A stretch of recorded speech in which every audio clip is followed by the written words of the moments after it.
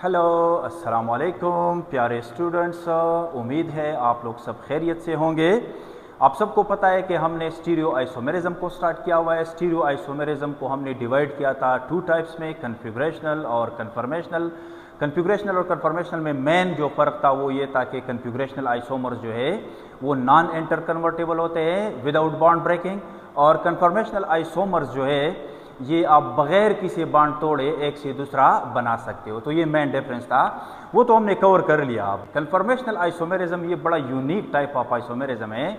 इसके बारे में मैं आप लोगों को बता दूं कि ये कन्फिगरेशनल आइसोमेरिज्म से बहुत से एस्पेक्ट्स में डिफरेंट है, लेकिन एक एस्पेक्ट ऐसा है जो शायद किसी ने आप लोगों को नहीं बताया हो। ये ऐसा आइसोमेरिज्म है कि ये with in the same molecule हम चेक करते हैं। ये आइसोमेरिज्म एग्जिस्ट करता है with in the same molecule. यहाँ हम डिफरेंट कंपाउंड को नहीं देखते हैं, same molecule with in the same molecule ये वाला जो आइसोमेरिज्म है एग्जिस्ट करता है। तो यहाँ आप लिख लें कि कन्फर्मेशनल आइसोमेरिज्म जो है ये isomerism with in the same molecule है।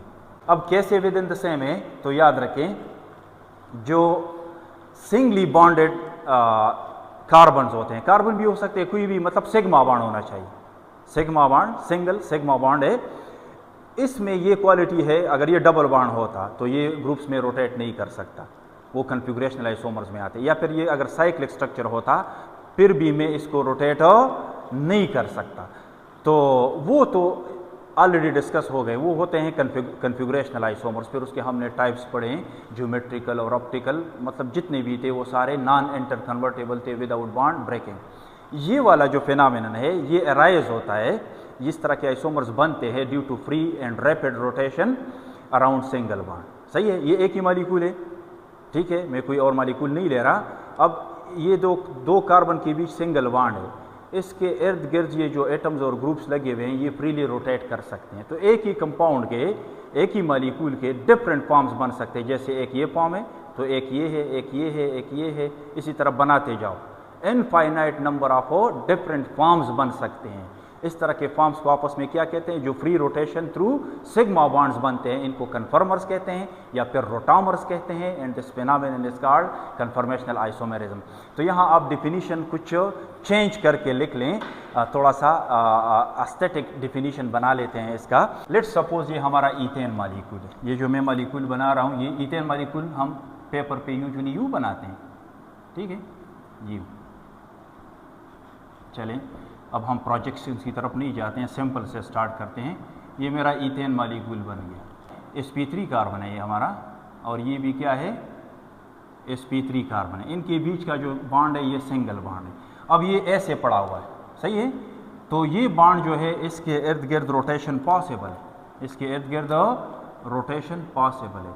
अब रोटेशन से क्या होता है, लेट्स सपोज इस वक्त ये जो मॉलिक्यूल आप लोगों को नज़र आ रहा है, ये हाइड्रोजन जो है, ये और ये हाइड्रोजन, लेट्स सपोज इन दो पर हम फोकस करते हैं, ये एक दूसरे के बिल्कुल पैरेलल है, करीब है जैसे दिखता है।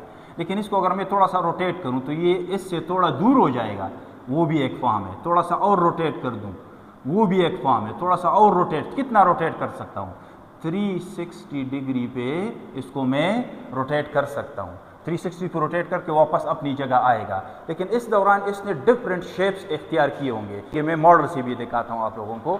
ये ओरिजिनली तो ये मॉलिक्यूल ऐसे दिखता है, जैसे ये CH3 है और ये CH3 है, तो आपका एक CH3 ये हुआ, एक CH3 ये हुआ, ठीक है। जैसे लेट्स सपोज अगर ये इस तरह है तो ये दो हाइड्रोजन एक दूसरे के करीब है, ये दो हाइड्रोजन एक दूसरे के बिल्कुल पैरेलल हैं, और इस तरह ये दो हाइड्रोजन एक दूसरे के बिल्कुल पैरेलल है। इसको एक नाम देंगे हम, लेकिन वो आगे की बात है। इसको अगर एक को मैं फिक्स कर दूँ, दूसरा रोटेट कर दूँ यूँ, तो ये और ये हाइड्रोजन थोड़े एक दूसरे से दूर हो गए। इस तरह ये और ये हाइड्रोजन एक दूसरे से दूर हो गए, ये और ये हाइड्रोजन एक दूसरे से थोड़े से दूर हो गए। थोड़ा सा और रोटेट कर दूं, और रोटेट कर दूं, कितना रोटेट कर सकता हूँ, ये आप फ्रैक्शन में भी कर सकते हैं। तो याद रखिए किसी भी मॉलिक्यूल का जहाँ ये फ्री रोटेशन पॉसिबल हो, कितने रोटामर्स पॉसिबल है या कितने कन्फर्मर्स पॉसिबल है। तो याद रखिए नंबर ऑफ कन्फर्मर्स जो है, नंबर ऑफ कन्फर्मर्स ये हमेशा इनफाइनाइट होते हैं, क्योंकि आप अगर 1 डिग्री पे रोटेट करें तो ये एक है, 0.5 पे रोटेट करें तो ये एक और है, 0.05 पे रोटेट करे तो ये एक और है, क्योंकि बहुत सारे पॉसिबिलिटीज़ है, लिहाजा infinite number of conformers possible है किसी भी मॉलिक्यूल का, जब इस तरह सिंगल बॉन्ड रोटेशन पॉसिबल हो। तो कन्फर्मर्स आप लोगों को समझ आ गया होगा। इसके बाद कन्फर्मेशनल आइसोमेरिज्म के बाद सबसे इंपॉर्टेंट चीज़ इस सेक्शन में वो ये है कि कन्फर्मेशनल एनालिसिस का समझ आना चाहिए हम सबको, और वो क्या है मैं बताता हूँ। कन्फर्मेशनल एनालिसिस, तो ये जो हम क्लेम करते हैं कि a single molecule may have infinite number of conformers या rotamers भी कह सकते हैं, conformers. These conformers have different kinetic and thermodynamic properties.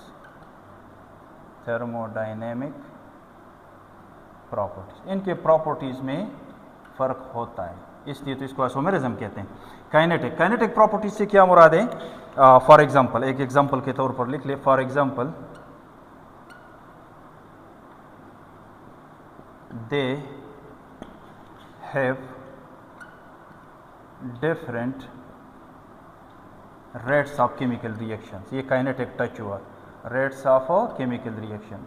एक ही मॉलिक्यूल है लेकिन एक कन्फर्मेशन में वो फास्ट रिएक्ट कर रहा है, दूसरे कन्फर्मेशन में वो डिफरेंट मतलब स्लो रिएक्ट कर रहा है, तो इनके रेट्स ऑफ केमिकल रिएक्शंस में डिफरेंस होता है। सिमिलरली एनर्जीज, ये थर्मोडायनामिक टच दे रहा हूँ, इनके एनर्जीज में, पोटेंशियल एनर्जीज में भी डिफरेंस होता है। क्यों होता है? रीजंस मैं बताता हूँ। स्टेबिलिटीज़, जाहिर सी बात है, एनर्जी डिफरेंसेस है तो स्टेबिलिटीज़ भी डिफरेंस एट्सेट्रा। इस तरह के प्रॉपर्टीज़ में ये एक दूसरे से डिफरेंट होते हैं, इसलिए हमें इनको चेक करना होता है कि किस फॉर्म में जो है ये मॉलिक्यूल फास्ट रिएक्ट करेगा, किस फॉर्म में इसकी स्टेबिलिटी कितनी होगी, इसके पास एनर्जी कितनी होगी। दिस इवैल्यूएशन इज कॉल्ड ये जो हम इवैल्यूएट करते हैं, this evaluation is called conformational analysis. इसको कहते हैं कन्फर्मेशनल एनालिसिस। तो कन्फर्मेशनल एनालिसिस क्यों इंपॉर्टेंट है ये अभी समझ आया होगा आप लोगों को। अब वाई, ये सारा क्यों होता है ऐसे? वाई भाई एक ही मॉलिक्यूल है, ग्रुप्स थोड़े से इधर उधर हो गए तो क्या हुआ? इतने डिफरेंसेस क्यों आ रहे हैं इनके काइनेटिक और थर्मोडायनेमिक प्रॉपर्टीज में? तो इसके पीछे बहुत सारे रीजंस है, लेकिन सारे रीजंस को हम एक ही नाम देते हैं और उसको कहते हैं स्ट्रेन। बहुत सारे स्ट्रेन्स पॉसिबल है। Strain mean repulsion. तो this is all due to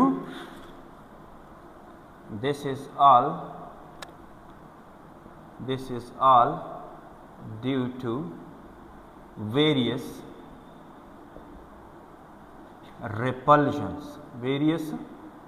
रिपल्जन्स। याद रखें, रिपल्जन किसी मॉलिक्यूल के, रिपल्जन के बारे में आप लिख लें, this is due to various intramolecular, क्योंकि हम कहते हैं कि सेम मॉलिक्यूल के अंदर फिनोमेनन है, due to various intramolecular repulsion. Intramolecular repulsions यानी कि स्ट्रेन्स। रिपल्जन से मुराद क्या है? यानी कि various strains, intramolecular strains resulted due to free rotation of atoms and groups around sigma bond, groups around sigma bond। Rotation पे तो कोई पाबंदी नहीं है, ग्रुप्स तो फ्रीली रोटेट कर रहे हैं, सही है। तो इस फ्री रोटेशन की वजह से मॉलिक्यूल के अंदर various types of strains produce होने के चांसेस हैं। स्ट्रेन ज़्यादा हो तो मॉलिक्यूल की पोटेंशियल एनर्जी ज़्यादा। स्ट्रेन के मैं टाइप्स बता रहा हूँ, लेकिन कोई भी स्ट्रेन हो, स्ट्रेन के लिए जनरली आप लिख लें कि ऊपर हमने क्लेम किया हुआ है एनर्जी डिफरेंसेस है, रेट्स ऑफ रिएक्शन डिफरेंसेस है, स्टेबिलिटी डिफरेंसेस है। ये क्यों? सबके पीछे एक ही रीज़न है, that is existence of various repulsions or strains. तो स्ट्रेन से होता क्या है? स्ट्रेन से होता यह है कि स्ट्रेन, चाहे कोई भी स्ट्रेन हो, अब मैं टाइप्स लिखवा रहा हूँ आप लोगों को कि कन्फॉर्मेशनल एनालिसिस में कौन से स्ट्रेन्स इंपॉर्टेंट है जो कि हमें यहाँ एक्सप्लेन और कंसिडर करना चाहिए। तो स्ट्रेन कोई भी हो, मॉलिक्यूल में स्ट्रेन ज़्यादा हो तो क्या होगा? स्ट्रेन ज़्यादा होने से पोटेंशियल एनर्जी ज़्यादा होगी। जब पोटेंशियल एनर्जी ज़्यादा हो तो स्टेबिलिटी कम, स्टेबिलिटी क्या होगी? कम। ये बहुत इंपॉर्टेंट है, ये आप सब लोग नोट कीजिएगा। अब आते हैं वेरियस स्ट्रेन्स जो कि इंपॉर्टेंट है कन्फॉर्मेशनल एनालिसिस के लिए। Various strains important in conformational analysis.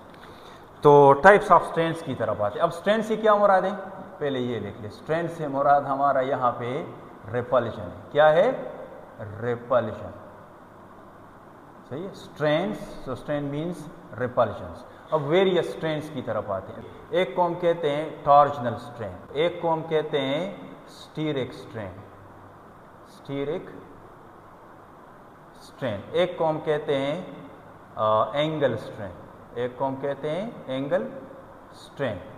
What is torsional strain? इसको डायहेड्रल स्ट्रेन भी कहते हैं। इसको डिफाइन करने के लिए आप लोग क्या करें, यही वाला मॉलिक्यूल फिर से बना लें। ये एडजेसेंट कार्बन है, ये एडजेसेंट कार्बन के ऊपर दो हाइड्रोजन्स लगे हुए हैं या दो बड़े ग्रुप्स लगे हुए हैं, जो भी लगे हुए हैं उससे हमारा लेना देना नहीं है। टॉर्जनल स्ट्रेन में हम क्या देखते हैं, ये आप देख लें, ये जो बॉन्ड मैंने बनाया था ये दरअसल एक ऑर्बिटल है जिसके अंदर दो इलेक्ट्रॉन मौजूद है, और इस तरह ये भी एक ऑर्बिटल है, मॉलिक्यूलर ऑर्बिटल है जिसके अंदर दो इलेक्ट्रॉन्स मौजूद है। ठीक है, अब ये दोनों एक दूसरे के करीब है तो जाहिर सी बात है ये एक दूसरे को रिपल करेंगे। That repulsion is called torsional strain. इसको क्या कहते हैं? दो एडजेसेंट सिंगली बॉन्डेड एटम्स के ऊपर जो ग्रुप्स लगे हुए हैं थ्रू कोवेलेंट बॉन्ड, उस कोवेलेंट बॉन्ड में जो इलेक्ट्रॉन क्लाउड है, सही है, ये इलेक्ट्रॉन क्लाउड जो है ये एक इलेक्ट्रॉन क्लाउड है। इस इलेक्ट्रॉन क्लाउड और इस इलेक्ट्रॉन क्लाउड के बीच का जो रिपल्शन है, क्या है? रिपल्शन है। This repulsion is called torsional strain, torsional strain, सही है, या डायहेड्रल स्ट्रेन। तो डिफिनीशन लिख लें। दिस डिपेंड्स, ये किस चीज पे डिपेंड करता है? This depends on dihedral angle. अब आप लोग सोचेंगे कि डायहेड्रल एंगल से क्या मुराद है?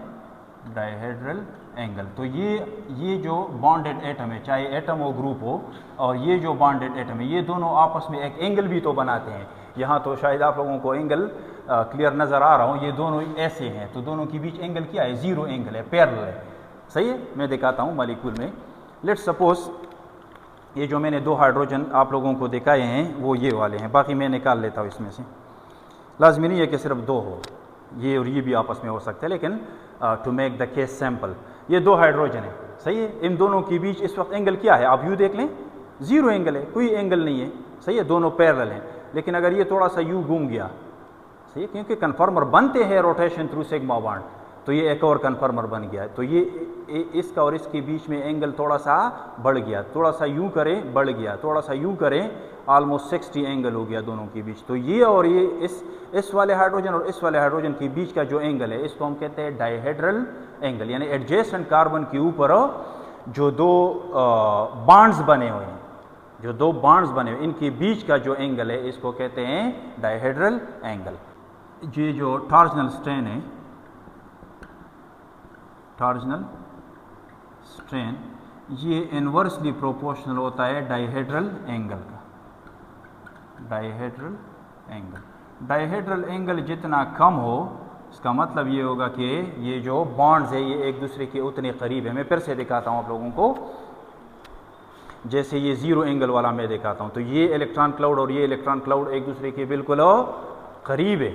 ये इलेक्ट्रॉन क्लाउड और ये इलेक्ट्रॉन क्लाउड एक दूसरे की क्या है, बिल्कुल करीब है, तो ये रिपल्जन ज़्यादा है। रिपल्जन ज़्यादा है तो वो सारी बात है, स्ट्रेन ज़्यादा है, पोटेंशियल एनर्जी हाई है, मॉलिक्यूल अनस्टेबल है। इस फॉर्म में मॉलिक्यूल क्या है, अनस्टेबल है, तो ये खुद को रोटेट करेगा। सही है। अब क्यों रोटेट कर रहे हैं, ये आगे बातें आ रही हैं सामने सारी, लेकिन यहाँ आप इस बात पे फोकस करें। अब डायहेड्रल एंगल थोड़ा सा बढ़ गया तो मॉलिक्यूल थोड़ा सा स्टेबल हुआ, स्ट्रेन कम हुआ, थोड़ा सा और तो मॉलिक्यूल और भी स्टेबल हुआ, क्योंकि एंगल बढ़ रहा है। तो ये जो डायहेड्रल एंगल है, ये जितना एक दूसरे से दूर जा रहे हैं उतना इसमें ये पार्टिकुलर स्ट्रेन, जिसको हम डायहेड्रल स्ट्रेन या टॉर्जनल स्ट्रेन कहते हैं, ये कम होता जाएगा। तो ये तो बात हुई टॉर्जनल स्ट्रेन या डायहेड्रल स्ट्रेन का। एक और स्ट्रेन है और उसका नाम क्या है, वो है हमारा स्टीरिक स्ट्रेन। दूसरा नाम क्या है, वैन डर वाल स्ट्रेन। मैं बताता हूँ, अभी क्लियर हो जाएगा। स्पेसिफिकली ये थोड़ा सा जनरलाइज टर्म है और ये स्पेसिफिकली इसको वैन डर वाल्स स्ट्रेन भी कहते हैं, ये इसका दूसरा नाम है। ठीक है, तो जिस तरह उसके मैंने दो नाम लिख लिए। अब इसको डिफाइन कैसे करोगे, तो ये इसकी डिफिनीशन इधर लिख लें। दी रिपल्जन, स्ट्रेन से क्या मुराद है, रिपल्जन ही होता है। The repulsion which is produced due to bulkiness size, bulkiness यानी कि large sizes of the groups या फिर atoms is called steric strain. Steric strain, जिस तरह स्टीरिक हेंड्रेंस आप लोग पढ़ चुके हैं, स्टीरिक स्ट्रेन और वैन डर वाल स्ट्रेन। अब इसको कैसे एक्सप्लेन करोगे, लेट्स सपोज मेरा ये कार्बन है और ये कार्बन है, इसके ऊपर क्या लगा हुआ है, एक CH3 लगा हुआ है, ये H। अब ये H तो नहीं है, बड़ा ग्रुप है, सही है, और इस तरह ये H और ये H, इसको अगर आप इस तरह एनसर्कल करें तो ये एक बड़ा ग्रुप बन गया, सही है। और इसी तरह ये भी एक बड़ा ग्रुप है। इन दो ग्रुप्स के बीच भी रिपल्जन तो पॉसिबल है, क्योंकि बल्कनेस की वजह से एक दूसरे को जगह नहीं दे रहे हैं, तो रिपल्जन प्रोड्यूस हुआ।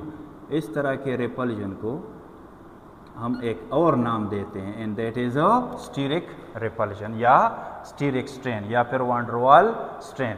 इसको आप नोट कर लें, या फिर आप लोगों ने नोट किया होगा, नोट कर लें। चलें, ये सारा नोट कर लें, स्क्रीनशॉट ले लें, जो भी ले लें। ये थर्ड टाइप हमारा यहाँ पे है एंगल स्ट्रेन। एंगल स्ट्रेन से क्या मुराद है, ये एंगल डेविएशन की वजह से होता है। एक कार्बन है, लेट्स सपोज sp3 कार्बन है, उसको 109.5 डिग्री का एंगल चाहिए, आपने साइक्लाइज करके उसको इससे कम या इससे ज़्यादा एंगल दे दिया, तो आपने क्या किया, एंगल से डिविएट किया। इसकी वजह से भी मॉलिक्यूल की पोटेंशियल एनर्जी हाई हो जाती है, उसी को हम नाम देते हैं एंगल स्ट्रेन। सही है, तो इसको आप डिफाइन कर लें। The strain due to deviation from ideal bond angle, ideal bond angle is called angle strain. This strain is mainly concerned with this strain open में। अब कुछ लोग डायहेड्रल एंगल और ये जो मैं एंगल की बात कर रहा हूँ, इन दोनों में कंफ्यूज हो जाते हैं।